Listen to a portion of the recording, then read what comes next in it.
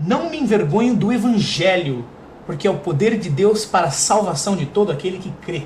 É ou não é? Ah, então é disso que eu quero falar. Eu quero falar do Evangelho.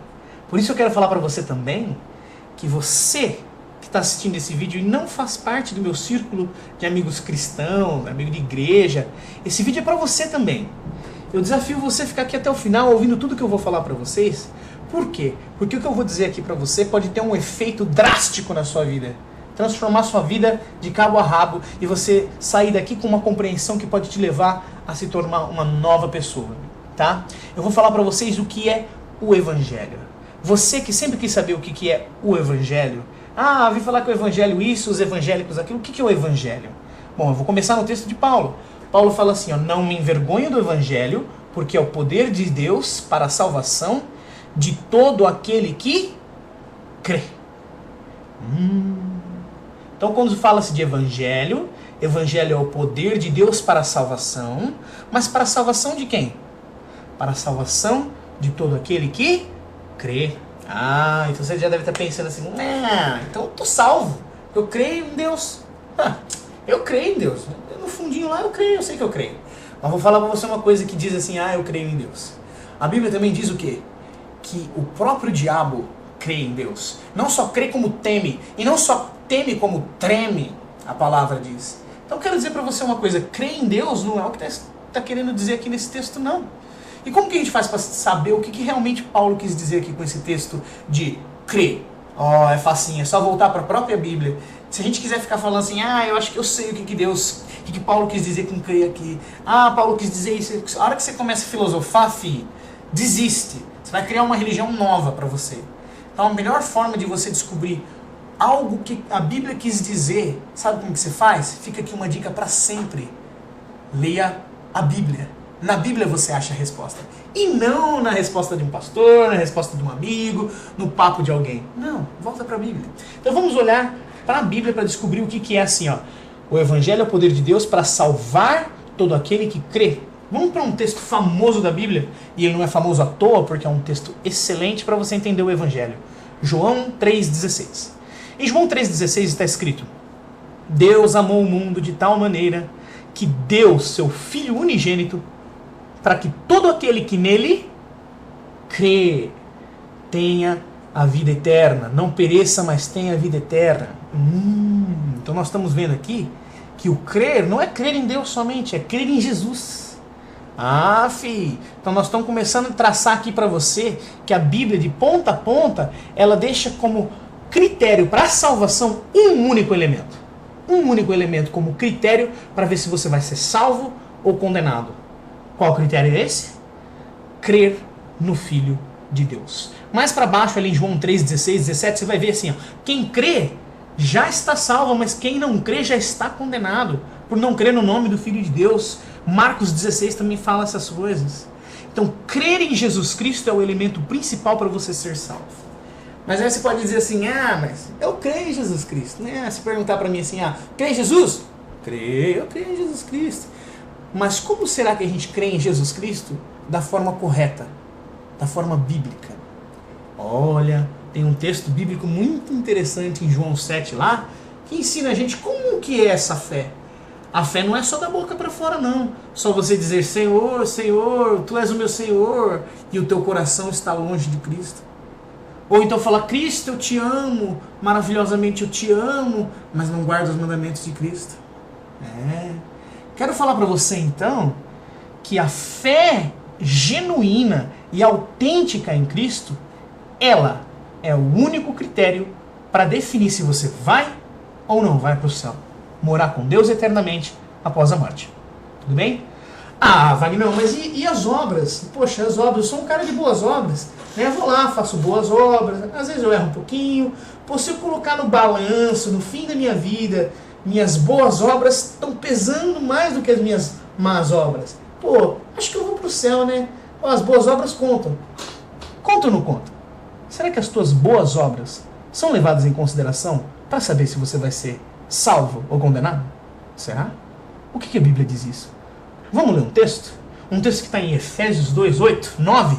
Está escrito assim: Pois pela graça sois salvos. Pois pela graça sois salvos por meio da fé. Opa, mas no mesmo texto, parece que o texto foi desenhado para discutir esse assunto das obras aí.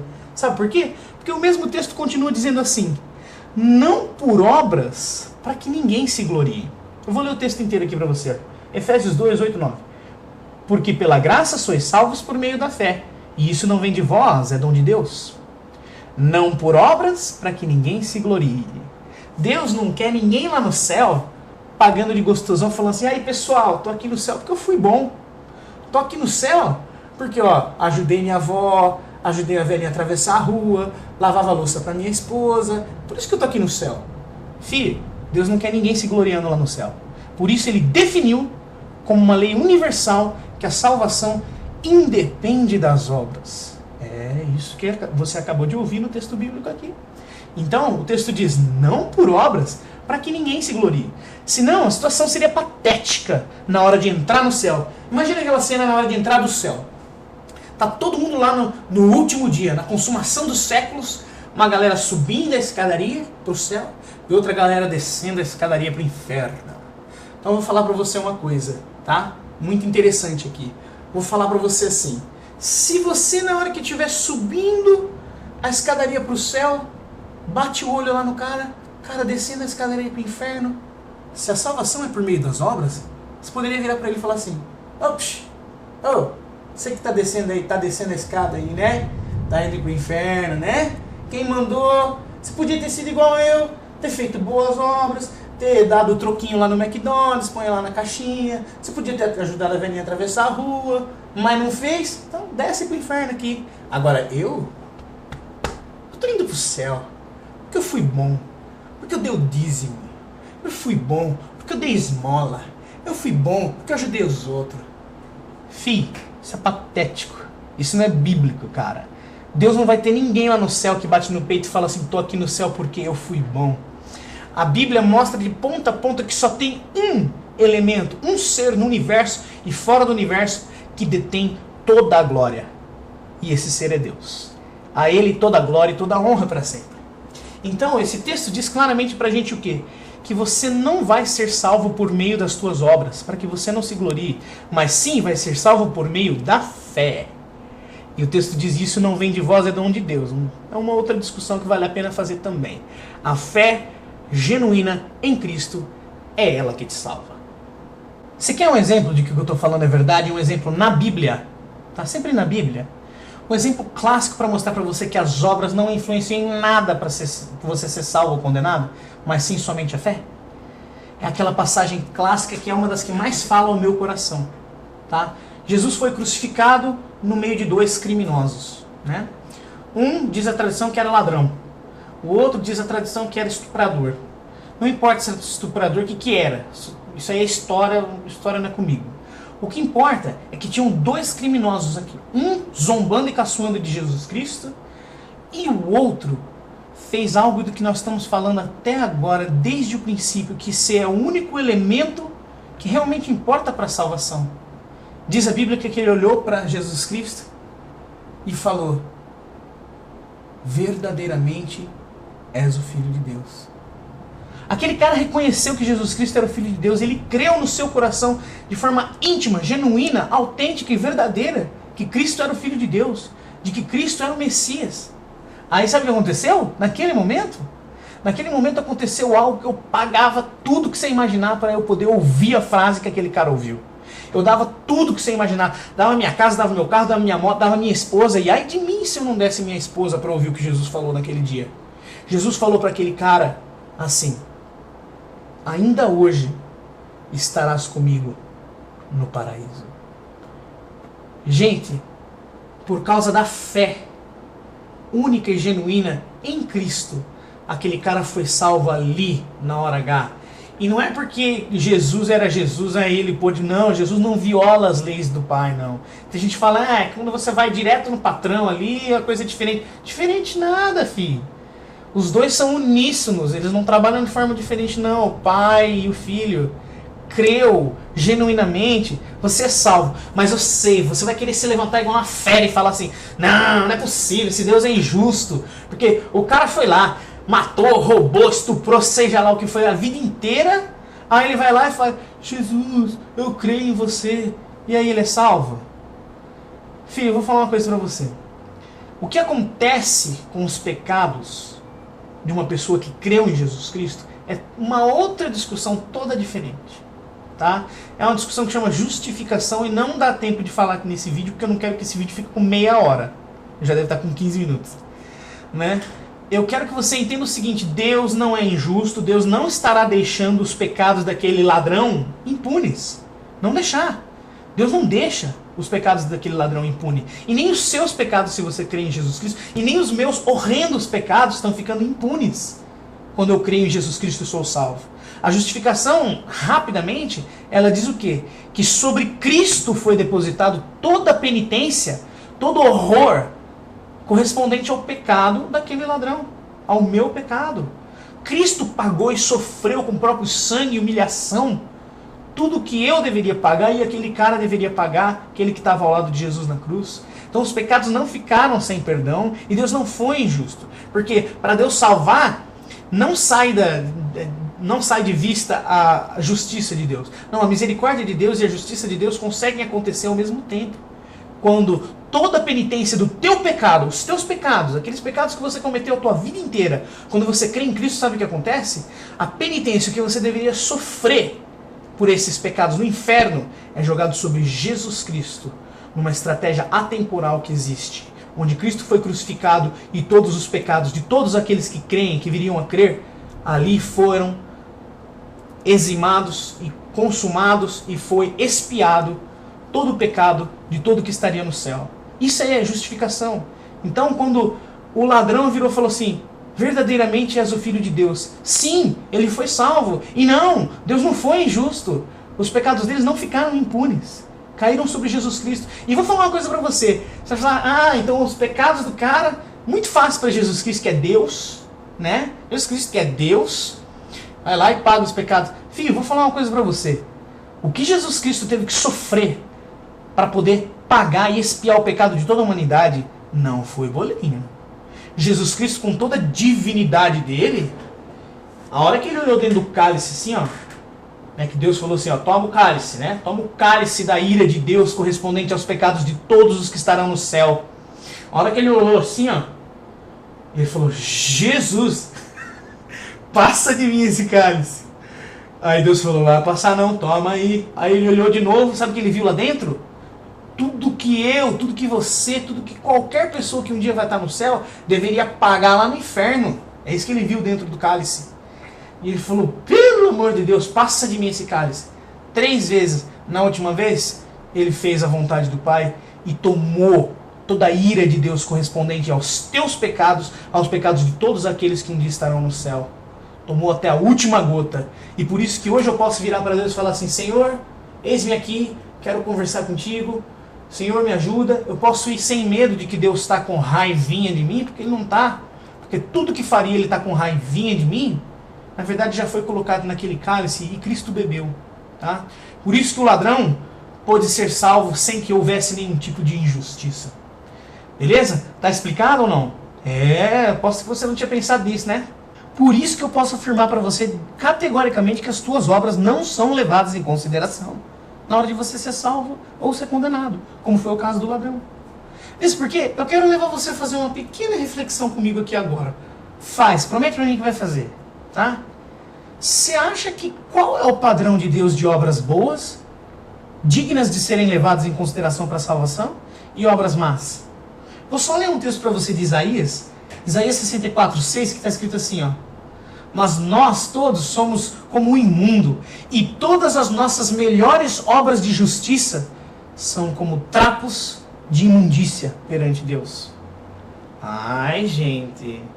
Ai, não. Esse não é o Deus que eu conheço. O Deus que você conhece não é o Deus da Bíblia. Você sabia que Deus considera más todas as nossas obras que são feitas simplesmente pelo nosso eu natural, pelo nosso ser natural? Considerado mal.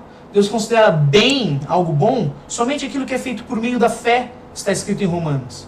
E somente tudo aquilo que é feito visando a glória de Deus. Quando você vai lá e faz as suas boas obras, você vai lá e fala assim, hoje eu vou ajudar o pobre. será que em nenhum lugar, no mais íntimo, profundo do teu coração, você não está fazendo isso por uma autopromoçãozinha? Para ver como que vai estar a tua imagem perante as pessoas ao teu redor? E você vai me dizer que não tem nenhum por cento disso? E ainda que não seja isso, que seja para você se sentir bem. Olha, o padrão de Deus de obra boa para ser considerado como algo realmente válido, já está escrito na palavra. Tem que ser feito por meio da fé, porque se não for feito por meio da fé é pecado. E fé em Cristo, tá? E outro tem que ser feito visando a glória de Deus. O que não é feito visando a glória de Deus não é considerado como algo bom. Então saiba, filho, se você estiver dependendo das tuas obras para ser salvo, você está perdido. E lá naquele dia você vai levar uma surpresa muito desagradável. Beleza, pessoal? Apenas vou dar mais um exemplo aqui para vocês terem uma ideia de como é considerada a obra do homem, o homem carnal, sem ter o elemento espiritual ainda ativo e reavivado na sua vida. Veja o que a Bíblia diz a respeito da sua obra, essas obras aí que você está imaginando que com elas você vai conseguir comprar Deus lá na hora H para ser salvo. Em Jeremias 13, 23 está escrito assim, ó: será que o etíope pode mudar a sua pele? Será que ele consegue mudar a cor da pele dele? Ou o leopardo consegue mudar as suas pintas? Será que ele consegue mudar as pintas? Olha o que a Bíblia diz: assim também vocês são incapazes de fazer o bem, vocês que estão acostumados a fazer o mal. Filho, estou falando que isso aqui é o padrão de Deus. Não é o que sua mãe acha do que você fez. Sua mãe de repente olha lá e fala assim: olha que bonzinho que ele é, olha, ele foi lá e fez isso. Mas filho, o padrão de Deus é outro. No padrão de Deus são consideradas más todas as coisas que o homem faz quando ele depende única e exclusivamente do que ele é como um homem natural. O homem natural não pode agradar a Deus. O homem natural está restrito somente à natureza carnal, ele não pode agradar a Deus. Deus não se agrada de nada que o homem natural faz, porque o homem natural não faz por meio da fé, não faz visando a glória de Deus e não faz por meio da ação do Espírito Santo. Tá? Muito importante você saber isso. Então, agora, mediante tudo isso que eu te falei, eu quero te fazer um convite. Um convite importante. Não vem pensando que é aquele convite de igreja, não. Não sei o quê. Não, filho, tô falando sério. Eu sou o Wagner. Você pode vir até mim e conversar comigo sobre esse vídeo. Tá? Não tem nada psicodélico aqui, não. O negócio aqui é o seguinte: vem falar comigo. Tô te fazendo um convite. O Wagner, que você conhece, tá fazendo um convite para você. Presta bem atenção no convite que eu vou fazer para você. Em Romanos 10, 9, está escrito: se com tua boca confessares a Jesus Cristo como Senhor e Salvador, e em teu coração creres que Deus o ressuscitou dentre os mortos, serás salvo. Então, o tema do desafio voltou à pauta. Se com tua boca confessares a Jesus Cristo como teu Senhor, se você se prostrar lá no teu quarto, contrito, arrependido, e falar: Senhor, eu confesso a Jesus como meu Senhor. E aí o texto diz: e em teu coração creres que Deus o ressuscitou dentre os mortos. Ou seja, tem que ter a fé em Cristo, de que Cristo foi ressurreto, de que Deus tem parte com Jesus, de que Jesus não foi um homem, mas só um homem histórico, não, mas de que Deus tem parte com Cristo. Se você conseguir fazer isso, meu filho, sabe o que o texto disse ali? Serás salvo. Então, mais uma vez, o único elemento que é trazido o tempo todo como sendo o único critério para você ser salvo ou não: crer em Jesus Cristo. Então faça esse convite para você. Se dobra lá no seu quarto, se humilha na presença de Deus e fala: Senhor, eu confesso Jesus como meu Senhor e eu creio no meu coração, com todo o meu espírito, com toda a minha alma, com todo o meu ser, com todo o meu entendimento. Eu creio em Jesus Cristo para ser salvo. Filho, eu vou falar um negócio para você. Se você conseguir fazer isso de forma genuína, de forma autêntica, de forma que até de fora para dentro, e um dia você vai entender o que isso quer dizer, eu vou falar: você foi alvo da misericórdia de Deus e você foi salvo, tá? Porque é isso que a Bíblia diz. E aí, sabe o que vai acontecer com você? A partir do momento que isso acontecer genuína e verdadeiramente na sua vida, vão começar a acontecer algumas coisas na sua vida. O texto bíblico diz o quê? Em João 7,38, diz que quem crê em mim, você não foi lá e se dobrou e creu em Jesus Cristo? Olha lá o que o texto diz então, Jesus falando: quem crê em mim, como diz a Escritura, rios de água viva correrão do seu ventre. O que será que é esse rios de água viva? Será que é uma mera metáfora? Claro que não. No próprio texto, no próprio mesmo versículo está escrito assim: e isso falava-lhes acerca do Espírito Santo que haviam de receber todos os que nele crescem. Então eu vou falar uma coisa para você, filho. Se você se dobrar lá no teu quarto e crer em Jesus Cristo genuinamente como uma obra de Deus na tua vida, do teu interior o Espírito Santo começará a fluir como água viva dentro de ti. E vai passar a habitar em você o Espírito Santo de Deus, que nada mais é do que uma porção do próprio Deus na sua vida. Isso pode querer dizer muita coisa, filho. Vou ler mais alguma coisa para você, o que está escrito em Efésios 1, 13 e 14. Efésios 1, 13 e 14. Ouça, se você vai lá e se dobra, confessa Jesus Cristo como seu Senhor e Salvador, em teu coração crê em Cristo como teu Senhor e teu Salvador, e crê que Deus o ressuscitou dentre os mortos. Já te disse que Jesus Cristo disse que o Espírito Santo vai começar a brotar como água dentro de você. E olha o que Paulo diz lá aos Efésios 1, 13. Está escrito assim, ó: nele, em Cristo, quando vocês ouviram o que eu estou falando agora, que é o Evangelho, e creram na palavra da verdade, que é o que está sendo descrito nesse vídeo, o Evangelho que os salvou, vocês foram selados com o Espírito Santo da promessa.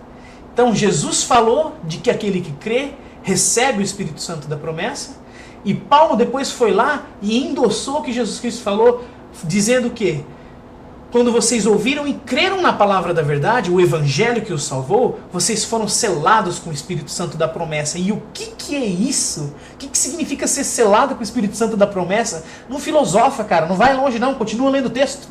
No texto está escrito assim, ó: que é a garantia da nossa herança até a redenção daqueles que pertencem a Deus. Ou seja, se você vai lá, contrito e humilde, se dobra na presença de Deus, confessa Jesus Cristo como teu Senhor e Salvador com a tua boca, e em teu coração crê que Deus o ressuscitou dentre os mortos, Jesus te diz em João 7 que do teu interior começarão a fluir rios de água viva, que é o Espírito Santo que seria derramado sobre todo aquele que crê. E aí Paulo vem dizer o quê?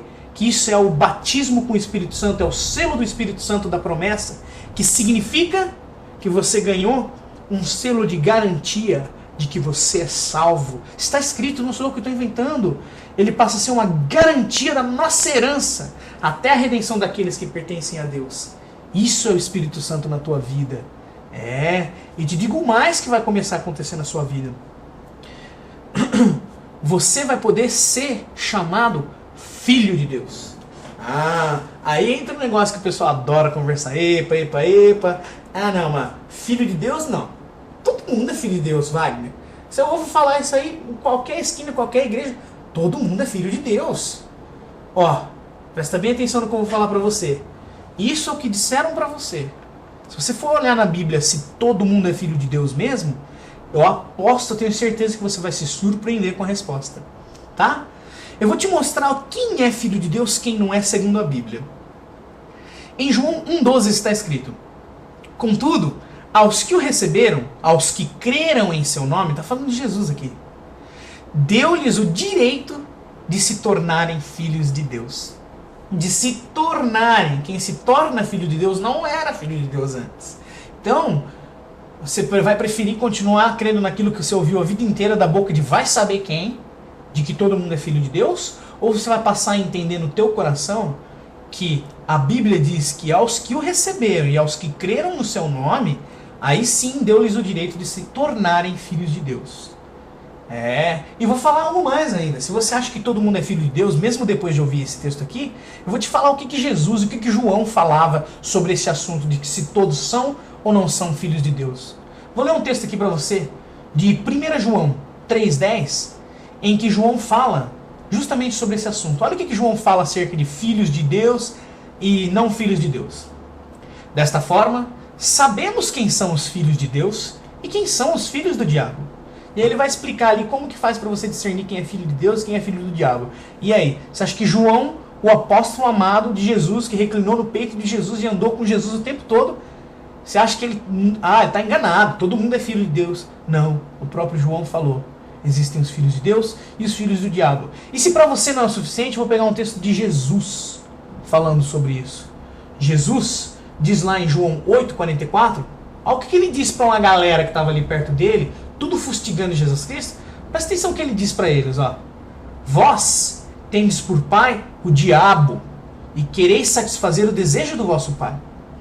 Serpentes, raça de víboras, como escaparei da condenação do inferno? Você acha que o próprio Jesus, filho direto do pai, ia chamar os filhos de Deus todos ali de raça de víbora, de filho do diabo? Você acha que ele ia fazer isso com o próprio pai dele? Claro que não. A verdade é uma só, filho. Não é todo mundo que é filho de Deus, pelo menos não é isso que a Bíblia diz. Então não se engane. Para você se tornar filho de Deus, você precisa receber a Cristo, como diz em João 1,12, crer no seu nome, e então lhe será dado o direito de se tornar filho de Deus. Olha quantos benefícios vão lhe acontecer na tua vida se você se prostrar hoje, confessar o nome de Jesus Cristo, crer em teu coração que Deus ressuscitou dentre os mortos, receber o Espírito Santo, se tornar filho de Deus. Poxa vida, é um convite que não é de se descartar, né, meu? Você não tem nada a perder. O que você tem a perder de dar ouvidos hoje, de não endurecer o teu coração e dar ouvidos hoje à palavra de Deus? E tem mais que eu tenho para falar ainda para você. O que eu tenho para falar agora seria praticamente a última coisa desse vídeo. É para falar como será a sua vida se de repente você decidir fazer isso que eu te sugeri e com o teu coração sincero você for lá e conseguir mesmo achar a misericórdia da parte de Deus e se tornar um filho de Deus. Vai passar a existir dentro de você o Espírito Santo. Algo que é santo, algo que tem uma nova lei a ser seguida dentro de você. E esse Espírito Santo vai estar coexistindo com a tua carne, do homem natural, que tem uma lei diferente da do Espírito. Então você vai passar a sentir na pele o que é ser um cristão. Porque tem gente que fala assim, então quer dizer que é só eu crer e pronto, eu vou ser salvo. Vou lá, creio e vivo minha vida, continuo vivendo minha vida do jeito que eu quero, eu creio em Jesus, vou ser salvo. O Wagner falou para mim que esse é o único elemento que realmente é considerado como crítico para ser salvo ou não, então vou crer em Jesus, mas eu vivo minha vida do jeito que eu quiser. Bom, eu vou falar para você o que vai acontecer na sua vida a partir do momento que você crê genuinamente e você for alvo da misericórdia de Deus. A Bíblia diz que quando o Espírito Santo vem morar dentro de você, começa a ter um conflito de leis dentro de você. A lei da carne, do homem natural, e a lei do Espírito, que é a novidade dentro do teu corpo. Eu vou ler para você um texto que está escrito em Gálatas 5,17 que ilustra mais ou menos isso. Gálatas 5,17, pois a carne deseja o que é contrário ao Espírito, e o Espírito deseja, o que é contrário à carne. Eles estão em conflito um com o outro, de modo que vocês não fazem o que desejam. Filho, se você acha que você vai crer em Jesus verdadeiramente e viver uma vidinha de qualquer jeito, você está enganado. Sabe por quê? Porque vai ter um ser vivo, divino dentro de você, te incomodando toda vez que você pecar, te fazendo lembrar, fazendo você ficar contrito, ser uma pessoa cada vez mais humilde. Você vai continuar pecando, porque não existe como não pecar enquanto você estiver com essa carne corrupta envolvendo teu elemento espiritual. Mas cada vez que você pecar, o Espírito Santo vai estar lá te lembrando de que isso não é certo e te lembrando da redenção que você tem em Cristo. Eu vou ler um texto para você que é o penúltimo texto que eu vou ler. Ele é um pouquinho comprido, mas ele mostra como Paulo falou sobre esse conflito de leis que está dentro dele. O que ele quer fazer, o que ele não quer. Ele deseja não pecar, mas ele vai lá e peca. Ele deseja fazer o bem e acaba não conseguindo fazer, mas que o Espírito Santo testifica dentro dele de que ele é filho de Deus e que isso é uma vida cristã. Vou ler para você aqui Romanos 7, do 15 ao 25. Está escrito assim, não entendo o que faço, pois não faço o que desejo, mas faço o que odeio. E se faço o que não desejo, admito que a lei é boa. Neste caso, não sou eu mais quem faz, mas o pecado que habita em mim. Sei que nada de bom habita em mim, isto é, na minha carne, pois tenho o desejo de fazer o que é bom, mas não consigo realizá-lo. Por isso, o que faço não é o bem que desejo, mas o mal que eu não quero fazer, esse eu continuo fazendo. Ora, se faço o que não quero, já não sou eu quem o faz, mas o pecado que habita em mim. Assim, encontro esta lei que atua em mim. Quando quero fazer o bem, o mal está junto de mim. pois no íntimo do meu ser tenho prazer da lei de Deus. É o Espírito Santo. Mas vejo outra lei atuando nos meus membros, nos membros do meu corpo, guerreando contra a lei da minha mente, tornando-me prisioneiro da lei do pecado que atua em meus membros. Miserável homem que sou, quem me libertará do corpo desta morte? Graças a Deus, por Cristo Jesus, nosso Senhor, de modo que com a mente eu próprio sou escravo da lei de Deus, mas com a carne, da lei do pecado. Essa é a vida cristã, filho. Você vai viver a vida inteira tentando ser bom, ser perfeito. Algumas vezes vai conseguir, outras vezes não. Mas vai estar sempre esse conflito que nunca, acredite, nunca vai deixar você falar assim: eu já criei em Cristo, então estou salvo, vou viver minha vidinha. Se você vive isso, amigo cristão que está assistindo o que eu estou falando, é uma boa coisa você começar a se questionar se a tua conversão for verdadeiramente genuína. Tá bom? E para finalizar, mesmo acabar o vídeo, eu retorno a um texto que eu já li, para reforçar o convite que eu fiz. Romanos 10, 9. Ouça bem esta palavra, guarde ela e ao terminar de ver esse vídeo, toma uma providência com relação a isso. Romanos 10, 9 está escrito: se com tua boca confessares ao Senhor Jesus e em teu coração creres que Deus o ressuscitou dentre os mortos, serás salvo. Esse é o Evangelho, o poder de Deus para a salvação, do qual Paulo não se envergonhava. Por isso eu posso dizer: não me envergonho do Evangelho. Por isso eu posso dizer, não me envergonho da palavra. Então fica aí um convite para você se dobrar hoje, confessar Jesus Cristo como teu Senhor e seu Salvador, crer no teu coração que Deus o ressuscitou dentre os mortos. Se você conseguir fazer isso de forma genuína, é porque você foi alvo da misericórdia de Deus. E do teu interior começaram a fluir rios de água viva, que é o Espírito Santo. E a ti será dado o direito de ser chamado Filho de Deus. E você passará a ter uma nova lei habitando dentro do teu ser. E você será conduzido firmemente por Jesus Cristo até o final da caminhada. Porque aquele que começou boa obra na tua vida é fiel para terminar. Deus abençoe a todos que assistiram esse vídeo. Eu já oro aqui agora para que todos aqueles que assistir realmente sejam tocados pela palavra, pelos versículos e não pelo que eu disse. Em nome de Jesus, a bênção de Deus esteja sobre todos vocês. Quem quiser pode entrar em contato comigo para tirar dúvida. De qualquer forma, escreve aí nos comentários. Eu vou procurar responder da maneira que eu puder. Muito obrigado a todos. Pessoal, fica com Deus e até a próxima.